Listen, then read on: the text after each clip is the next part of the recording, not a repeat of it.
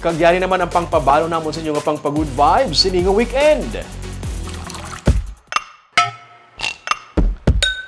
Mahilig ka bala magpasabaw? Hilig mo magkaon sang lumi?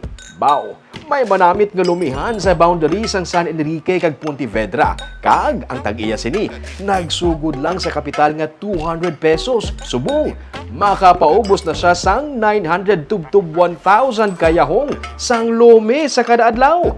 Ato ni tulon buwas sa tripping ni Ruming.